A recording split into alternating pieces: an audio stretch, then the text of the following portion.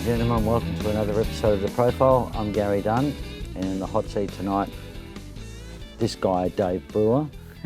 He's brewed up some questions for you, and here we go. How are you, Dave? I'm very well. Good to be here. Yeah. Thank you very much for coming in. Oh, pleasure. So, always the first question, Yep. where were you born? Actually, I was born in Perth. Yep. Yeah, and just near Jolimont, just where Floreat meets Jolimont, in about 1957. Is there a hospital there, or? Well, there's, what's there? St John of God. Oh, okay. Yeah. That was the main maternity hospital back then. Okay. And I know what instruments you play, Uh-huh. but our audience doesn't, so can you... Yes, so these days I mostly play guitar, and I started on the drums, and over the years I've been playing a little bit of keyboards and a little bit of bass, but Wow. but mostly guitar Yeah. for the last few years. Yeah. Yep. Yeah. And what was the light bulb moment for you, where as a young person you light decided bulb this moment. is what I was going to do? What? I think going to parties with my dad and mum. My dad played Hawaiian lap steel Okay. guitar, and he grew up in Melbourne, and he fell in love with Hawaiian music. But going to parties and jam sessions when I was probably 4 or 5, and actually seeing a drum kit, a sparkly drum kit, that was probably my light bulb moment. Actually seeing the actual the drum kit with the sparkles, and that was my light bulb moment probably. Yeah. And as a guitar player, is that what you focus on? Is that the drums? Well, Is actually, I that started on the drums end. Yeah. So my folks bought me a kit in 1967 Yeah. when I was 10, and but I was already playing in the school marching band at that stage. So Wow. drums was my kind of passion. Yeah. And then I switched over to guitar later on when I was in a band. Yeah. There was a conflict. There were 2 drummers, so I went. So to you the just thought, guitar. I'll just play this guitar like a legend. Well, no. Well, I gave it. Well, I was doing okay then, and I just kept working on Wow. it. Yeah. But, Cool. yeah. So first band you played in? So the first band, actually, it's a strange story. The first band I played with, my brother had a friend who was a singer-songwriter, a guy named Peter Stein, Yeah. and he put a band together. He got the opening spot for Roy Orbison at the Wacker. Wow. So it would have been about 1973. Yeah. So the band he put together was Mark McEntee on guitar, Wow. Al Cash on drums, Bob Fortescue on bass. There's some names. 2 backing singers that I can't remember their names, and I played keyboards, and we rehearsed at Obelia's, the little cafe, coffee shop in Shafto Lane. Yeah, I remember that. And I taped it, I taped the rehearsal, and I accidentally wiped over it. So it was Mark McEntee wailing on the guitar like a Jeff Beck, and Al Cash, and I was playing a Wurlitzer electric piano, to me it sounded really good, but I taped over it. Wow. But you then- blew that one. I blew that one. But that led on to another band called I Don't Love You, Harry, Yep. which was when I was in my last year of school, and that was kind of like a blues band. And Who was Harry?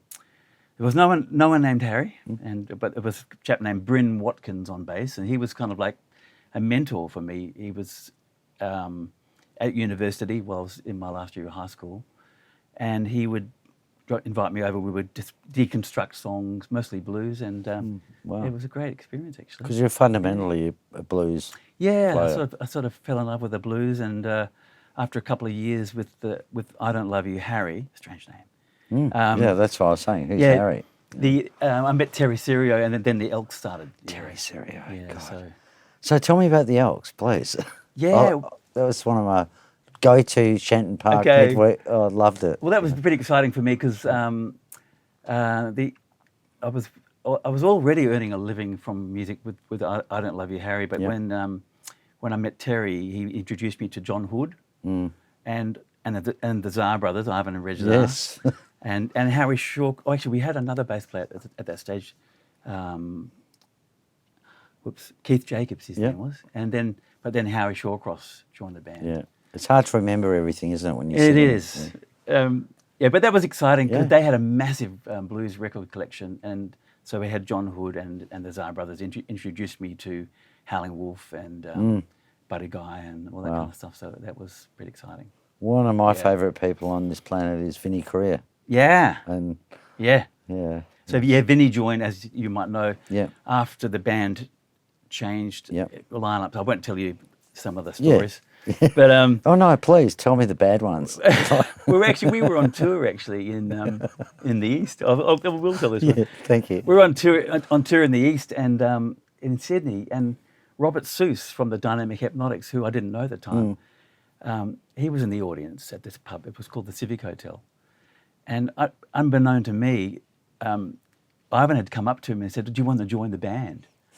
And so he wanted to come back to Perth. We didn't know, so he left us, and we had Robert Seuss join the band. Oh wow! And then I got to be a close friend of Robert Seuss, and we were together with the Dynamic Hypnotics later on in the Mighty Reapers. But a funny story there. Yeah. So but we kind of made our way back to Perth and regrouped with Vinnie Creer. Yeah, because you had a lot of different, like Mike Fagan, Gary Massell, Gary Maisel, obviously Reg and Ivan, you've mentioned. And so when Vinnie joined, the band changed from being a blues band to more of a rock blues band. And Howie was writing a lot of the songs. Yeah. So we got to open for, Cold Chisel a lot, and Angels and Rose Tattoo and all Howie's those bands. such a legend. You know. Yeah, Howie is great player. fantastic. Yeah. He was actually in Last Chance Cafe at the time when I think we stole him from Last Chance Cafe. Yeah. I'm not sure, but they were Stole great. him, right. As you might know, they were fantastic. Yeah, absolutely. Yeah. So the other bands you played in, the Mighty Reapers. Yeah. Obviously you mentioned the Dynamic Hypnotics. Then Yeah. the Champions. They were all Sydney. They're all Sydney bands. Those bands. So Vinny and I, we left with that band, the Elks, in 1980 to move, because we toured by driving about 3 times and driving back again. And so we got tired of that. So we moved in 1980 to Sydney. And then after a couple of years, so I think it was 82, the Elks broke up. And then I was in a band called the Champions. And then it turned into... I ended up joining the Hypnotics, and then Robert and I we had a musical partnership for probably it's continuing really, because I do go back to Sydney and we regroup as the Mighty Reapers. Yeah. Was Lucky Oceans in there somewhere as well at that time? Or? Well, actually, Lucky arrived in Perth just as I was leaving Perth. So I met Lucky. When was it? In the 90s. And so when I finally went back to Perth, we got together and I played on his album called Secret Steel.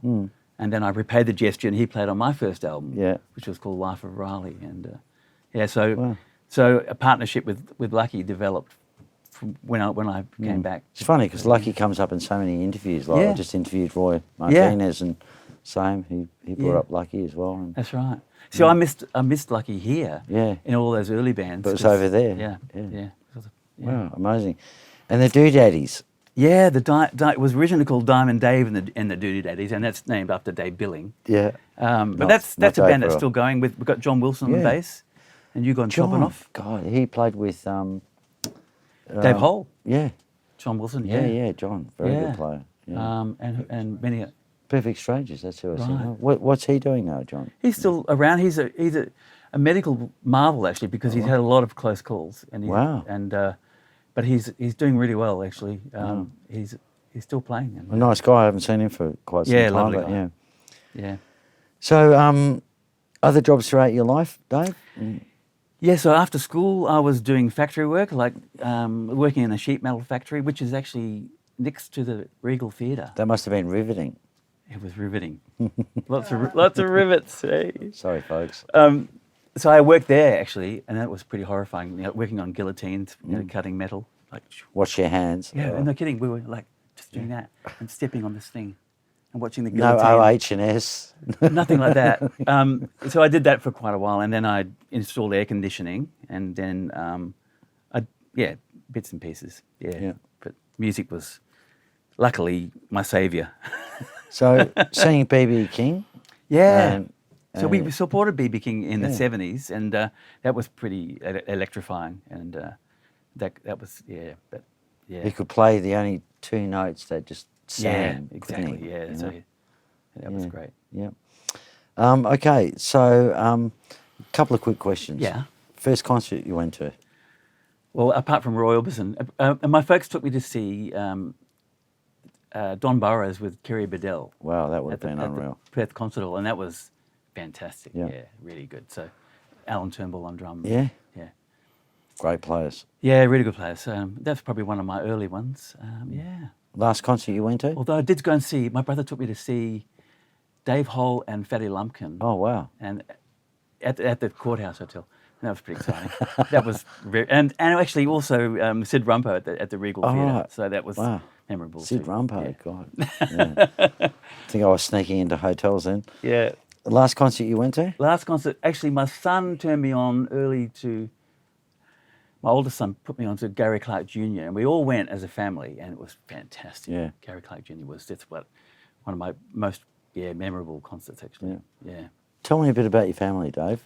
Yeah. How many kids do you have? I've got 3 boys, Yep. and my oldest boy is 22, and that's Riley. Yep. That was my nickname actually when I was in Perth. Riley. Because I like B.B. King. Oh, okay. The Tsar brothers called me Riley, and B.B. King's name is Riley King. Yes. So I was Riley here, and then when I moved to Sydney, I became Dave again. Okay. But so I've got Riley, who's 22, and he's a drummer and a guitar player.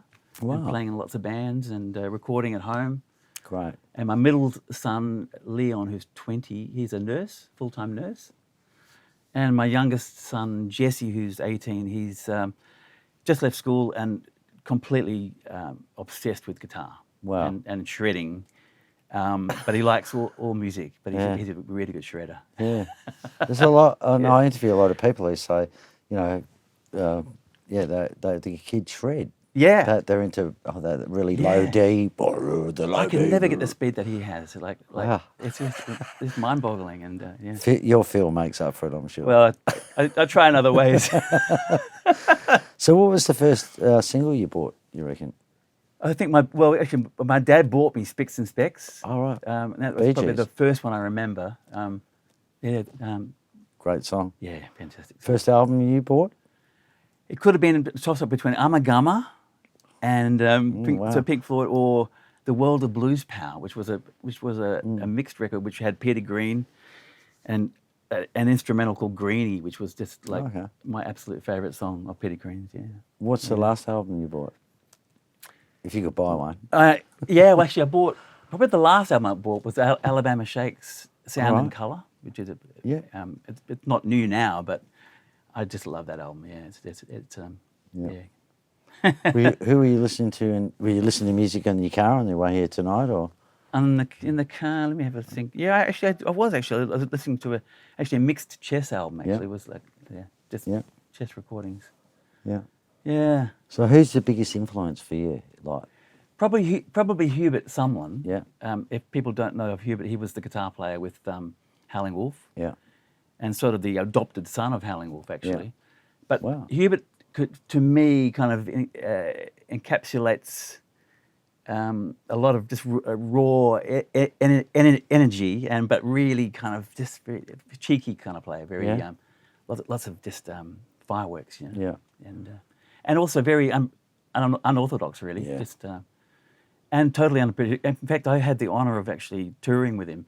We were in the backup band. We did a national tour, and he was so generous. Like he was giving me too many solos, but unpredictable player. You know, he would be just very dynamic and What guitar do you play now? And I fell in love. Well, I started on Epiphone Casino, and then I went to a Les Paul. In fact, I bought John Mayer's Les Paul. Oh wow. And I didn't know it at the time, and I foolishly sold it.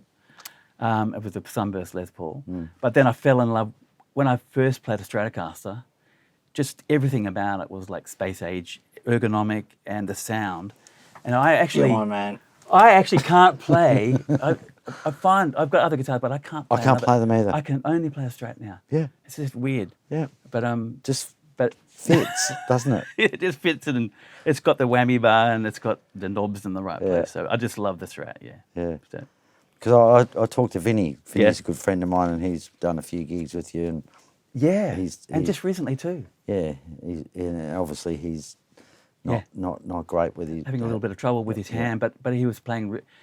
I mean, I'm in our band, the trio that I work with, I just there's no pressure at all. So he really enjoyed playing. Oh played yeah, really well. he loves you. Yeah. Like talks very highly of you. And Stuart Robertson, who's Yeah. another Who I've really only good just friend met of mine. recently. And he's a great drummer. Fabulous. And I saw on Facebook Yeah. the other week he played a gig with you, and Yeah. I thought, wow, So I've been booking him a bit lately, and Yeah. he's so natural. he's a great guy too. Really And great just- time and very fat sound. Yeah, he's great. Yeah, cool. That's great. Yeah. That's really good. So, if you were stranded on a deserted island Yeah. and you could only take one album with you, what would that album be, Dave? So I've thought about this one, and for me, it's actually it's a Junior Wells album, mostly live. It's called "It's My Life, Baby," and it's got a very early Buddy Guy on it, and it encapsulates that rawness, that just really dynamic. The interplay is incredible, and it's got Fred Below on the drums, who's fabulous, sort of jazz drummer. So it's just, and it's also very. What's the word? It's just weird because they just play strange stuff. Yeah, wow. I really recommend it to everyone. Yeah. Yeah. So, so just tell us a bit about what you're doing now. Like, because I know you've got some albums you've released, and how many albums have you got? And So in the 22 years that I've been back from Sydney, I've put 3 albums out. wow. And the most recent one was only just in October that I released it, and that was a 2-year recording project. So I'm just trying to get better at songwriting, really, at the moment. I'm not driven, so I have periods where I don't really write songs at all. But I'm just trying to get better at writing songs and So, enjoying the family. if we wanted to buy your album or listen to your music, Yeah, Bandcamp actually, because we're I'm sort of boycotting Spotify. Yeah. For the obvious reasons, but thank you. not that. That's great. I love that. But Bandcamp is a really ethical, and it's a great marketplace for buying albums and selling albums, and so Bandcamp. So, how many albums you got on there now? 3. Yep. Yeah, just my 3. Yeah. Yeah. And some of the Mighty Reapers actually, my Sydney band, okay, they're on yeah. Bandcamp as well. And Natalie Gillespie's got an album on Bandcamp. Yep. I'm on her album. I think probably Lucky Oceans too. Can you tell me a bit about Natalie? Or Yeah. So someone that I worked with a lot with Roy Martinez. Yeah. And that was a really memorable band because we had, Rick Eastman on drums. So Rick Eastman on drums, Roy Martinez and myself, we were basically like this trio. And we really developed a very close relationship. And Natalie is a fantastic front person.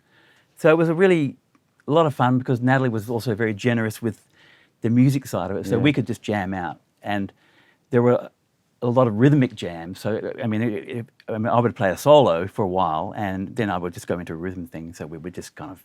Just branch out onto that and just move somewhere else. Yeah, so we had a lot of fun. Perth's got so many great musicians. Oh, fantastic. And all of the people I talk to, like yourself, everyone's intertwined. Like, you're talking about Roy Martinez and here he is sitting here. And it's been so great actually being back here. Like I've been back 22 years. I love the place and it's been great reconnecting and meeting new people. I'd never played with Roy before. Yeah. Before I moved back, so it's just fantastic. I've never played with Roy. Well, it's not too Don't know late. why. It's not too late. Isn't it? So who's your favourite guitarist? Well, again, I'd always probably come back to Hubert Summerlin. Yeah. And I love so many guitar players. I like Bill Frisell and John Schofield, and I like Peter Green. But it can go on and on. But There's for so me, many. I think Hubert Summerlin really, because he's just kind of this side man who just pops out. Yeah. And plus, he's actually had huge influence on Hendrix, Eric Clapton, Jeff Beck. And they're all the greatest. He's this guy who really was at the forefront of that electric guitar, at the very inception of the electric guitar in that kind of way. Agree. So Buddy Guy, Otis Rush, and Hubert Summerlin were all kind of the masters of that kind of early sort of blues. Yeah, and they influenced all the people you just talked about. So. And if you listen to Hubert's work on Howling Wolf stuff, it's just like... Yeah, it's awesome. And it's a gold top Les Paul. Yeah. With P90 pickups, and it's just like the sound. It sounds to unbelievable. die for. Yeah. So it's great. Yeah, I could never get it. Gold top I couldn't handle anyway, and then those P90s, could never get a sound. Actually, when Hubert came out to Australia, he had the same Les Paul that I used to own. Yeah. And, Wow. and I couldn't believe it was a beautiful cherry red sunburst. Yeah. And I just wish I hadn't sold it, Yeah. when I saw it. Yeah. Had those silver. It had gold. Did it have gold the hardware, gold ones? actually, Yeah. Yeah. So you played overseas a bit. Yeah, so one of the bands I was with in Sydney was called the Catholics, Mm. and I should point out that the word Catholic with a small c means universal. Yeah. And so the guy whose band it was, he's a bass player named Lloyd Swanton, who's Yeah. got a band called the Necks at the moment. He called it the Catholics because he wanted to play all kinds of music, basically. So he organised some tours. We did two tours right across Canada, from West Coast to East Coast, finishing off at the Montreal Jazz Festival. So we did that twice. Right. And we went down into, I went down into New York and played a gig with a friend in Manhattan, which was pretty exciting. And Wow. then the Catholics also went to Europe once and did a tour through Germany and ending up at the North Sea Jazz Festival, which was pretty exciting too. So. Very exciting. And then it all stopped. Like it does. But I've been to Borneo a couple of times with the Doodaddies and also with Natalie Okay. Gillespie. And so Borneo was a great thing recently. Yeah. And now everything's dried up. Yeah. So you've been back for a while, and you're obviously Yeah. playing in the Perth music scene. Yeah. So what are your thoughts on the Perth music scene, previously and now? Oh, look, I mean, obviously previously, we were all working 4 or 5 nights a week, Yeah. and the suburban gigs were just alive. So Yeah. we don't have that anymore. But No. I mean, I guess you can't expect things to carry on like that. But luckily, I'm around my sons, even though I'm not. You're re-experiencing Yeah, the... and I might only be playing once a week and maybe once every 2 weeks, or sometimes more. But my sons are playing in the same venue, which I first started. Like I go and see them at Mojo's, and I started at there when it was Stone Crow. And I mean, it's amazing being in that same venue and watching that. Yes. But my sons are really busy, and there's so many bands that they're playing with. And, so I think it's pretty exciting at the moment. Yeah, lots of stuff happening. So what was your favourite TV show growing up?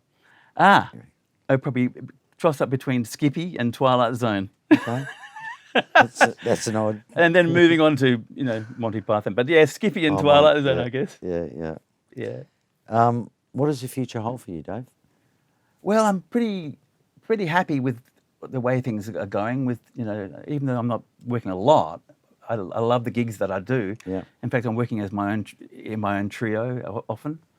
You're playing all your own music. Playing all my own music now, which You're is not playing great. any covers or... Yeah, some obscure covers. Yeah. But mostly my own now, which is great. And I've got a good family life. All my boys are still home. Yeah. And we've got a recording studio at home. Some parents say that's the worst thing. Oh, no, it's the best thing. I couldn't stand it if they moved out, but it'll happen. But I love it, yeah. Yeah. And we play a lot of music and get up to all kinds of mischief. Right. They corrupt me in all kinds of ways, which I won't go into here. But I love it, and so it's a busy house, and it's a house where all their friends come. Yeah. So it's like we're in the middle of this kind of, cyclone. So I love How does it. your wife handle all that? Again, she loves it. She's a midwife, actually. So her life is crazy anyway. But she's a naturopath and midwife. But we love it. It's a halfway house for everyone, and it's lots of music and stuff. Do you have any unfulfilled ambitions?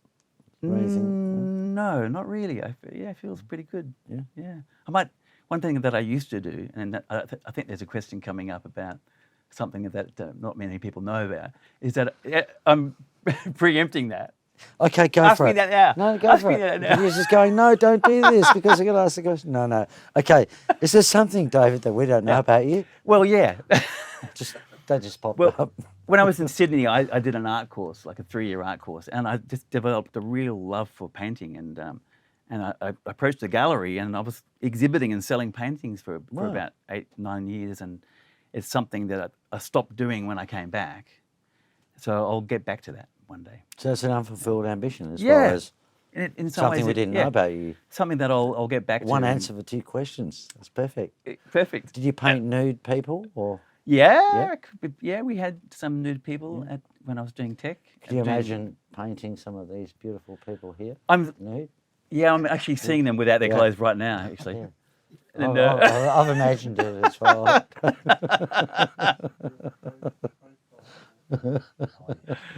I can see you actually. Really? Yeah, I can. It could be good. We've all seen it. Yeah. I'll start with charcoal. I've had people on here before that have said they wanted to do a portrait of me. Oh, don't. I'm not going to mention his name. Brendan Darby. Mate, I wasn't going to mention his name. I know. I'm still waiting. I'm still waiting. And a fabulous Oh, painter here he I'm is. still waiting, Brendan. You know, you promised. Horrible man. I want to interview with the hairy balls. I shave. I shave. Is it the hairy balls? Archibald. Archibald. I shave anyway. I presume you're going to edit this. No, we don't edit anything. We don't edit. We don't have the funds. We don't have any sponsors. We don't have anything to edit. So what would you put on your gravestone, Dave? I think of R.I.P. That's all I can think of. Rest in R.I.P.. peace. Rest in peace. That'll Okay. do. Yeah. And is there someone you think we should interview? Yeah, I think Russell Smith, if you haven't already. No. He's a legend. Incredible career over east, with Billy T and other bands. And like He's here? He's here. Oh, wow. Oh yeah. Okay. Russell Smith. What was his reggae band here? A to Z. A to Z. Yep. That's right. But the thing is, when I spoke to, I remember hearing Don Walker say that he took Ian Moss up to the Cross one day, and they saw Billy T, and Ian Moss's jaw dropped when he saw. Really? Because it had Ross Hannaford and Russell Smith. Oh, wow. And so, yeah, Russell's a legend. He's great. He's fantastic. Yeah. You played with Ian as well, didn't you? Yeah. I was lucky enough to play, and with Roy actually, we backed him up in Bali. But earlier on, my Perth band, the Elks, we backed up Chisel quite a few times, so we sort of got to know some of them. Yeah. And but backing him up actually in Bali with Roy and Rick Eastman and Natalie, that was pretty exciting. Yeah. He's he's one of Australia's best, and Mr. Great. Feel, that's for sure. I saw him on the I think the rugby league grand final. Yeah, right. In Brisbane, I think it was. Yeah. Yeah, just recently. That was pretty good. Right, yeah, he's a great player. Yeah. Is there anything else you want to talk about, Dave? Or, I think we've covered everything. yeah, you sure? Yeah, Something pretty- you haven't forgot there that's going to be really pissed off with you? Yeah, no, you know? that's about it. That's it. I think that's a wrap, folks. Dave, Yeah. thanks so Hey. much for coming in. Hey, really, thank you. Really appreciate. And when's your next gig? It'll probably be at Strange Company in Fremantle. I play the third Sunday of every month. That'll make I'm it coming. easy for the camera too. I'm coming. Yeah, come along. And it's in the middle of Fremantle. Cool. Yeah. Thanks so much for coming in. Really appreciate it. It's been great. Yeah. Thanks. Stratman. Yay. Thanks, folks. Thanks for joining us again. Don't forget to subscribe to the profile, which is Phil. Theprofile.show. That's our new domain name that we paid dearly for. So thank you so much for joining us once again, folks. See you next time. Well, the mighty reaper's here tonight, and everything's sure gonna be alright. They call me Good Time Charlie, playboy with a whole lot of soul. They call me Good Time Charlie, just a playboy with a whole lot of soul. I'm a lad with a big time thing. Got a pocket full of gold. Put on your red dress, baby. Come on and ball with me. Put on your red dress, baby. Hey, you gotta ball with me. You know the sky's the limit, babe. And everything is free. Put on your red wiggle woman. They're going up to Sugar Hill. Put on your red wiggle, baby. We got it going up to Sugar Hill. Come on, come on. Now if you don't, you sit the whip.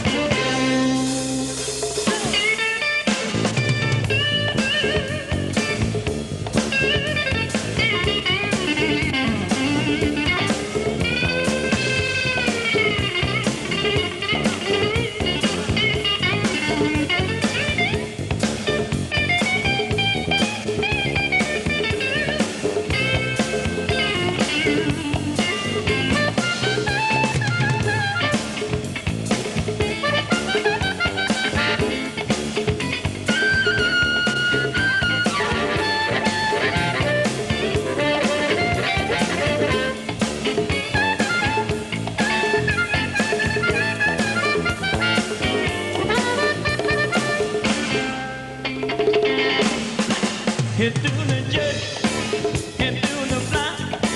Don't play cheap, you know he can drive.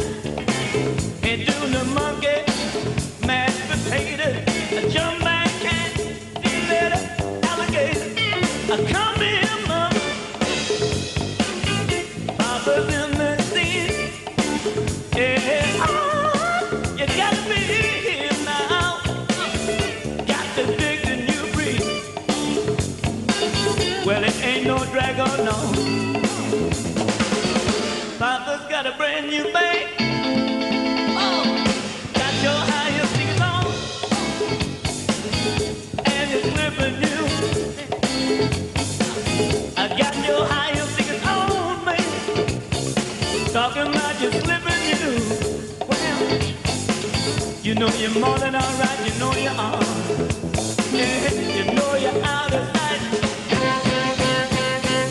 Ha! You're alright. You're out of sight. Alright, and you know what's going on.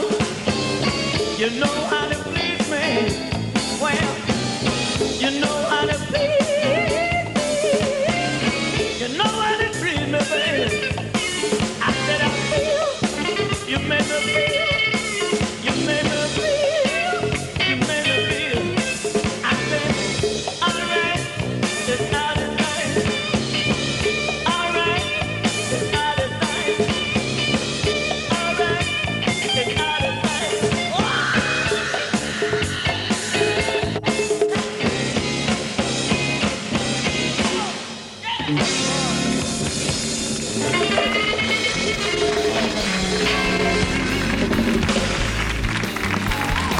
Nice stuff. Thanks very much.